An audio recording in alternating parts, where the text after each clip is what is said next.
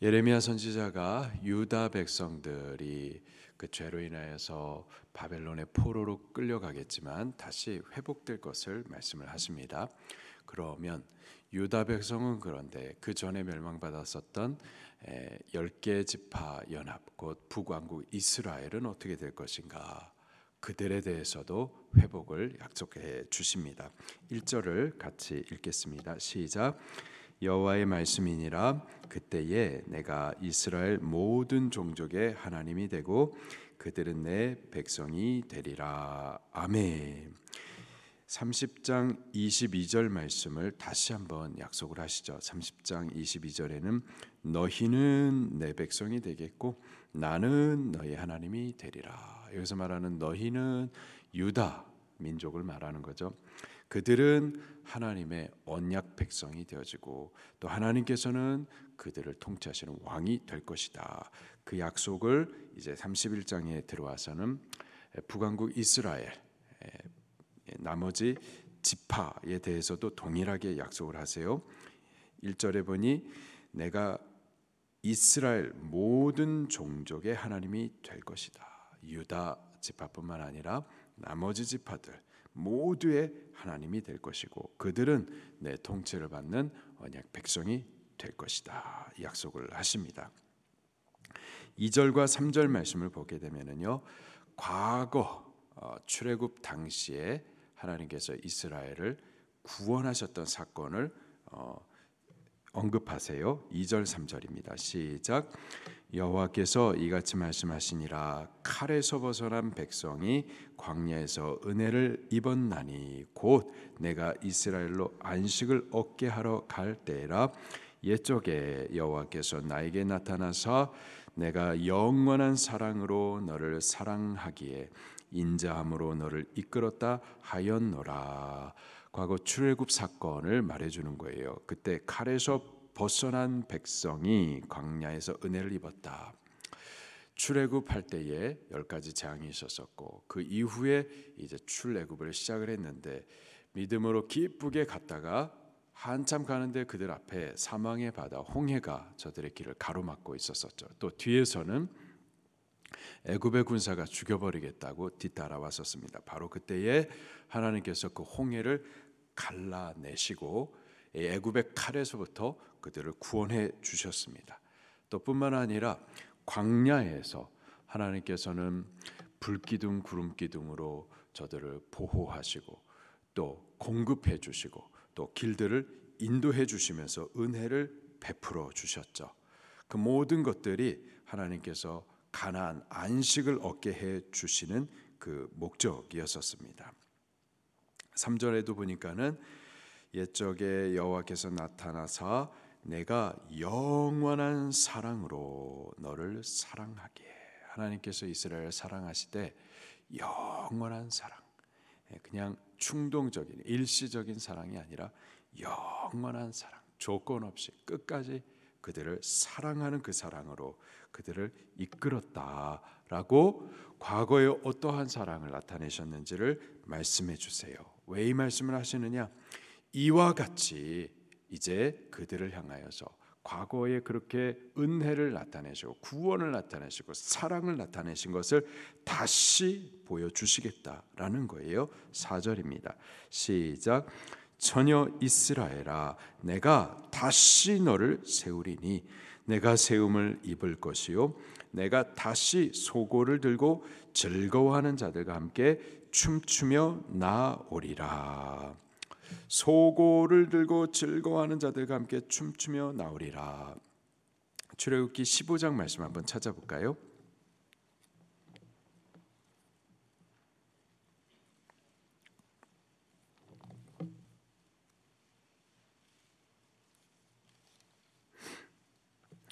출애굽기 14장은 홍해를 건넜던 사건이 기록이 되어 있고요. 출애굽기 15장은 그 홍해를 건넜었을 때 기적을 걸어갔던 그들이 여호와 하나님 앞에 구원의 감격을 노래하는 내용이 기록이 되어 있어요. 일명 모세의 노래입니다. 15장 19절부터 21절 말씀을 한번 읽어보도록 하겠습니다. 시작. 바로의 말과 병거와 마병이 함께 바다에 들어가매 여호와께서 바닷물을 그들 위에 되돌려 흐르게 하셨으나 이스라엘 자손은 바다 가운데서 마른 땅으로 지나간지라. 20절 아론의 누이 선지자 미리암이 손에 소고를 잡음에 모든 여인도 그를 따라 나오며 소고를 잡고 춤추니 미리암이 그들에게 화답하여 이르되 너희는 여호와를 찬송하라. 그는 높고 영화로우시며 말과 그 탄자를 바다에 던지셨음이로다 하였더라. 그 구원을 받았었던 이스라엘 백성들, 기적을 체험하고 또 마른 땅을 걸었던 그들이 어떻게 했어요? 소고를 들고 즐거워하고 춤을 추면서 여호와를 찬송을 했었었죠. 본문으로 다시 돌아와세요. 4절에 처녀 이스라엘아 내가 다시 너를 세울 것이다. 너가 세움을 입을 것이다. 그때 다시 소고를 들고 즐거워하는 자들과 함께 춤추며 나오리라. 그 구원을, 그 기적을 체험하면서 감격된 구원의 찬송을 부르게 될 것이다 라는 거예요. 할렐루야. 여기 4절에 처녀 이스라엘아 이렇게 말해주고 있어요. 처녀 이스라엘아. 이 말의 상대적인 의미가 음란한 이스라엘을 말하는 거예요. 여호와 하나님을 떠나고 참 신랑된 여호와 하나님을 떠나 이방과 또 우상과 영적으로 음행을 저지른 부정한 이스라엘. 근데요, 그 이스라엘을 하나님께서 처녀 이스라엘, 깨끗한 자로 부르고 계세요. 이미 그렇게 하실 것을 작정하시는 겁니다. 우리들이 범죄하죠. 우리가 하나님을 믿는다 하지만 범죄해요. 부정합니다. 죄로 더럽혀져 있어요. 그런데도 하나님께서는 우리를 성도, 거룩한 무리들이라고 부르시죠. 이미 구원을 작정하셨기 때문에 하나님께서는 지금 우리의 어떠함이 아니라 하나님의 구원의 언약 가운데서 우리를 거룩하게 보시고 그렇게 부르시는 거죠. 5절과 6절 말씀에 보면은 바로 이러한 약속을 누구에게 하시는 건가? 북왕국 이스라엘에 대한 말씀인 거예요. 5절 6절 시작. 내가 다시 사마리아 산들에 포도나무들을 심되 심는 자가 그 열매를 따기 시작하리라. 에브라임 산 위에 바수꾼이 외치는 날이 있을 것이라. 이르기를 너희는 일어나라. 우리가 시온에 올라가서 우리 하나님 여호와께로 나아가자 하리라. 아멘.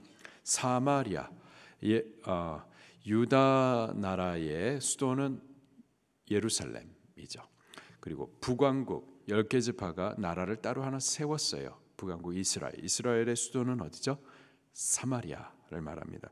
여기서 사마리아 산들에 말하는 것은 북왕국 이스라엘 전체를 말하는 겁니다. 그 가운데 포도들을 심고 열매를 딸 것이다. 어떤 생명의 역사들이 일어날 것을 말하고 있어요. 6절에 에브라임 산 위에, 에브라임은 북왕국 이스라엘 10개 지파 가운데서 리더예요. 장자 지파. 북왕국 이스라엘 전체를 대표하는 말입니다. 그들이 말하기를 일어나라. 우리가 시온에 올라가서 우리 하나님 여호와께 나아가자.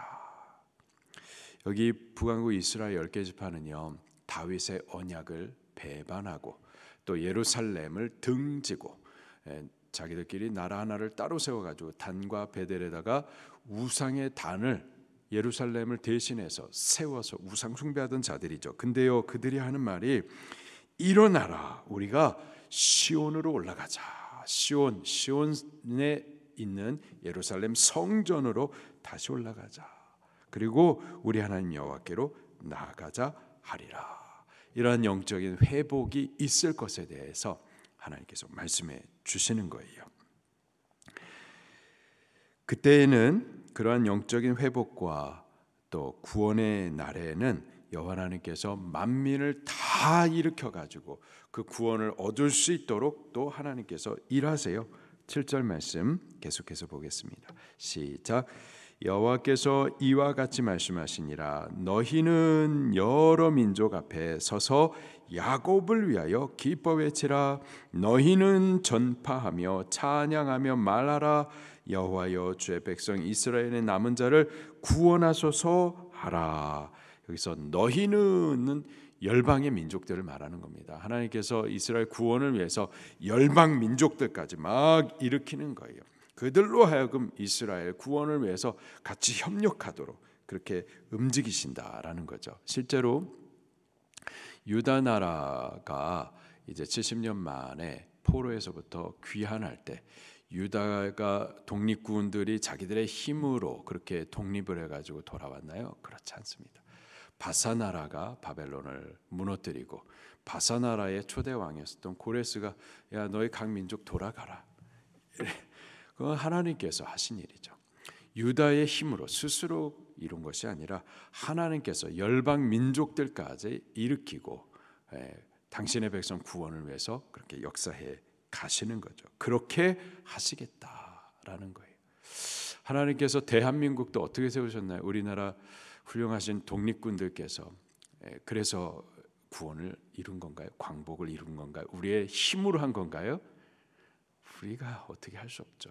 하나님께서 당신의 뜻대로 광복을 이루신 거고, 또 6.25 전쟁 때 우리가 뭐 준비가 돼가지고 우리의 힘으로 이긴 건가요? 아니요. 하나님께서 나라들을 일으키고 왕들을 일으켜가지고 이 나라 대한민국을 당신의 백성 구원을 위해서 역사하신 거죠. 다 하나님께서 하신 거죠. 그와 같이 이스라엘에 대해서도 하나님께서 그렇게 하시겠다. 만민을 열국을 일으켜 가지고 그렇게 구원을 하시겠다. 그때에 이스라엘 민족은 그 구원을 받을 때 구원의 감격을 가지고서 돌아오게 될 것을 또 예언하세요. 8절입니다. 시작. 보라, 나는 그들을 북쪽 땅에서 인도하며 땅 끝에서부터 모으리라. 그들 중에는 맹인과 다리 저는 사람과 잉태한 여인과 해산하는 여인이 함께 있으며 큰 무리를 이루어 이곳으로 돌아오리라. 북왕국 이스라엘은 기원전 721년 아수르 제국에 의해서 멸망을 당합니다. 멸망당한 이후에는 이방 민족과 혼혈을 시켜요. 그리고 이스라엘 땅에서부터 먼 곳으로 막 다 흩어버려가지고 민족을 말살시키는 일들을 했었습니다. 그렇게 다 흩어졌지만 그러나 하나님께서 흩어진 그들을 다 모아내시겠다라는 거예요. 다 모아서 당신의 원래의 구원의 자리로 이르게 하시겠다. 그들 가운데 맹인, 다리 저는 사람, 잉태한 여인, 해산한 여인, 그 흩어진 곳에서 예루살렘으로 돌아오는 길이 멉니다. 돌아올 길이 어려워요. 그런데요, 한 사람도 놓치지 않고 다 이 구원에 참여해 줄 것이다 라는 거죠. 그리고 그때 저들은 그 감격에 의하여서 울면서 하나님을 찬양하게 될 거예요. 9절입니다. 시작. 울며 돌아오리니 나의 인도함을 받고 간구할 때에 내가 그들을 넘어지지 아니하고 물 있는 계곡의 곧은 길로 가게 하리라. 나는 이스라엘의 아버지요 에브라임은 나의 장자니라. 그들이 울며 돌아올 것이다. 왜 울까요? 가기 싫은데 이 먼 길 너무 힘들다. 그래서 우는 걸까요? 그렇지 않죠. 감격하여 눈물이 나오는 거예요. 감사해서 눈물이 나오는 거죠. 시편 126편 1절과 126편 말씀에 보면은 여호와께서 우리를 시온의 포로를 돌려 보내실 때 그 포로 생활을 마치고 다시 시온으로 돌려 보내실 때 우리가 꿈꾸는 것 같았도다. 이게 정말 사실인가? 정말 이 일이 이렇게 이루어지는 것인가? 이제 우리가 포로 생활 마치고 이 종노릇 하는 것 마치고 이방 나라에 잡혀 있는 이 생활이 끝나고 다시 그 약속의 땅으로 돌아가는 것인가? 꿈꾸는 것 같았도다. 그때 우리의 입에 웃음이 가득하고 또 찬양이 찼었도다. 그렇게 기록을 하고 있어요. 회복되는 그 은혜의 감격이 마치 꿈꾸는 것 같고 너무 감사해서 웃음이 가득하고 찬송이 찬송하지 마 해도 막을 수 없는 찬송이 하나님 앞에 올려지는 거죠. 그와 같이 이스라엘 백성들도 너무 감격하고 너무 감사해서 울면서 그 구원에 참여하게 될 거다라는 거죠. 그 참 위태한 가정, 위태한 부부. 그런데 하나님의 특별한 은혜로 그 가정을 위해서 기도하는 셀리더, 기도하는 시언니, 하여튼 기도하시는 분들로 인해서 결국은 구원을 얻습니다. 구원을 얻는데 구원 얻은 그 감격으로 인해서 눈물이 마르지 않아요. 눈물이 마르지 않아요. 그러더니 그 눈물, 그 감사, 그 구원 얻은 감격으로 인하여서 구원 얻은 은혜를 찬송한 게 어젠데 오늘은 또 다른 어둠에 잡혀 있는 자, 소망 없는 자, 그를 구원하기 위해서 은혜의 간증을 하면서 또 울어요. 구원 얻은 자들은 그 눈에 눈물이 마르지 않죠. 그 입술에 감사가 끊어지지가 않는 거죠. 이스라엘 백성이 그렇게 구원 얻을 때 울며 돌아올 것이다 예언을 해주고 있습니다. 계속해서 볼게요. 11절 말씀을 같이 보겠습니다. 시작. 여호와께서 야곱을 구원하시되 그들보다 강한 자의 손에서 속량하셨으니, 그 구원은 여호와께서 이루시는 겁니다. 왜냐? 이스라엘 스스로는 구원받을 수가 없어요. 그들보다 강한 자의 손에서 스스로는 구원을 받을 수가 없어요. 그들의 그 죄값을 스스로는 지불하지 못해요. 속량했다, 값을 대신 치르다라는 뜻입니다.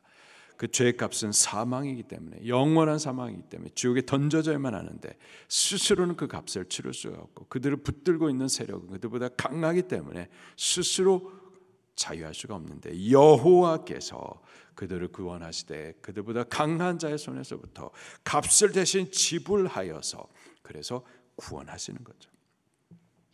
이사야 43장 3절에 보면은요, 하나님께서 이스라엘을 구원하실 때에 애굽을 속량물로 구스와 스바를 너를 대신하여서 주었다, 이런 말씀을 하고 있어요. 당대 애굽은 큰 나라인데요, 구스와 스바는 아주 좋은 이 무역의 제품이 나는 돈 많은 나라인데 그것들을 속량물로 대신하여 주었다. 큰 값을 치루어서 이스라엘 구원하셨다라는 뜻이죠. 마찬가지로 하나님께서 우리들 구원을 위해서 그냥 구원하시는 것이 아니고요, 큰 값을 치르고 구원하시는 겁니다. 속량하신 거예요. 죄값을 대신 지불하신 겁니다.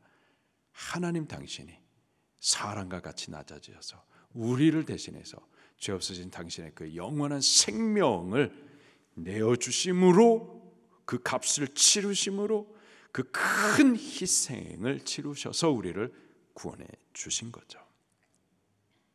그냥 받은 구원이 아니에요. 은혜는 값없이 받은 건데, 우리가 값없이 받은 거지만 우리에게 그 값없는 은혜를 주시기 위해서 하나님께서는 큰 값을 치르신 거죠.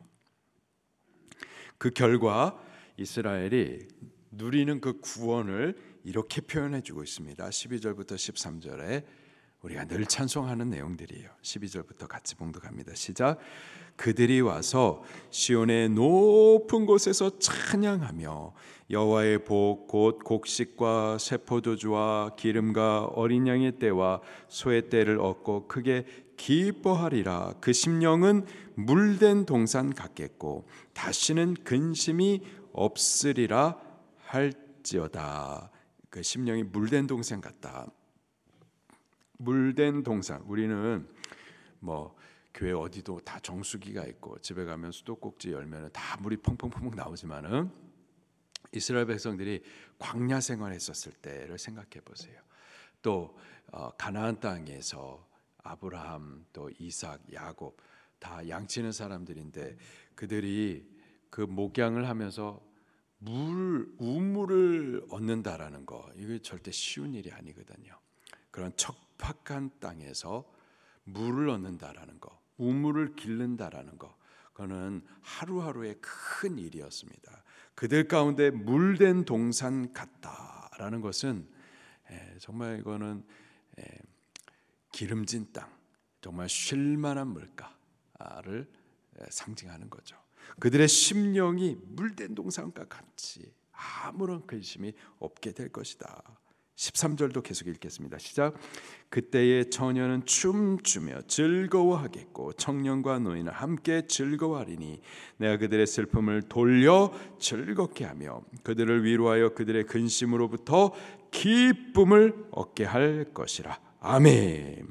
즐거워하며 찬송하고 슬픔을 바꾸어서 기쁨으로, 근심을 돌려서 찬송으로 우리를 그렇게 구원을 노래하게 한다라는 거죠. 우리가 이러한 언약에 참여한 자가 되어서 그리스도 예수로 인하여서 값없이 이런 구원의 즐거움을 누리고 있는 줄로 믿습니다. 우리는 우리의 죄로 인하여서 버려진 자였고 포로된 자였고 종노릇하는 자였는데 그리스도 예수의 그 흘리신 그 큰 희생을 통하여서 지금은 이러한 찬송을 하는 자가 된 줄로 믿습니다. 이런 은혜 베푸신 주를 향하여서 우리들도 감사를 또 예배를 그 구원의 즐거움을 하나님과 함께 하나님 앞에서 그렇게 누릴 수 있기를 예수님 이름으로 축원합니다.